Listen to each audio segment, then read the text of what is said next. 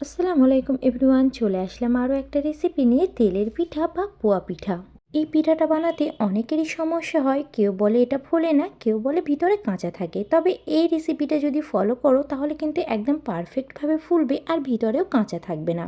তো চলো ঝটপট দেখে নাও রেসিপিটি। এখানে একটা বোলের মধ্যে নিয়ে নিলাম 2 কাপ পরিমাণ চালের আটা। বাজার থেকে যে চালের আটাটা পাওয়া যায় সেটাই নিয়েছি। আর 1 কাপ নিলাম ময়দা, আর নিলাম 1 কাপ পরিমাণ চিনি, আর সামান্য লবণ, হাফ চামচ পরিমাণ শুকনো উপকরণটা খুব ভালোভাবে মিশিয়ে নিতে হবে। মেজারমেন্ট ঠিক রাখলে পিঠাগুলো কিন্তু একদম পারফেক্ট হয়। শুকনো উপকরণটা খুব ভালোভাবে মেশানো হয়ে গেছে। এবার উষ্ণ গরম জল এর মধ্যে দেব আর একটা স্মুথ ব্যাটার বানিয়ে নেব।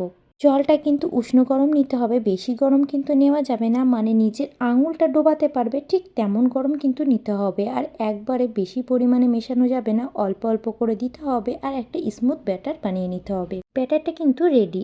এর মধ্যে অ্যাড করব খেজুরের গুড় 4 চামচ পরিমাণ। এটা দিলে কিন্তু অনেক ফ্লেভারফুল হয় আর বেশ মজার হয়, কালারটাও কিন্তু অনেক সুন্দর হয়। ব্যাটারের ঘনত্বটা তোমরা দেখে নাও, ঠিক মিডিয়াম থিকনেসে আছে, খুব পাতলাও না খুব গাঢ়ও না, ঠিক চামচের পেছনে একটা কোট পড়বে এমন ঘনত্বের কিন্তু রাখতে হবে। আর কিন্তু এর মধ্যে কোনো রকম জল অ্যাড করা যাবে না। এদিকে গ্যাসের উপরে একটা কড়াই বসিয়ে দিয়েছি, তার মধ্যে সাদা তেল গরম হতে দিয়েছিলাম। তেলটা কিন্তু গরম হওয়ার পর মিডিয়াম ফ্লেমে দিয়ে 1 হাতা পরিমাণ এর মধ্যে ব্যাটারটা দিয়ে দেবো। দেওয়ার সঙ্গে সঙ্গে দেখতেই পাচ্ছ কত সুন্দর লুচির মতো ফুলে গেছে। এক পিঠ হয়ে গেলে এটাকে উল্টিয়ে দেব, দিয়ে উল্টো পিঠটা কিন্তু লাল লাল করে ভেজে নেব। দেখতেই পাচ্ছ কত সুন্দরভাবে কিন্তু রেডি হয়ে গেছে। এখানে আমি যে কটা পিঠে করেছিলাম সবগুলোই কিন্তু একইভাবে ফুলেছিল আর কিন্তু নরমও হয়েছিল। তেলের পিঠাটা বানানো কিন্তু খুবই সহজ, শুধু খেয়াল রাখতে হবে উপকরণটা যেন ঠিকঠাক নেওয়া হয়। আর ছোট্ট ছোট কিছু টিপস ফলো করলে একদম পারফেক্টভাবে কিন্তু এইভাবে ফুলে যায়। দেখতেই পাচ্ছ তোমাদের সামনে সেটা করে দেখাচ্ছি।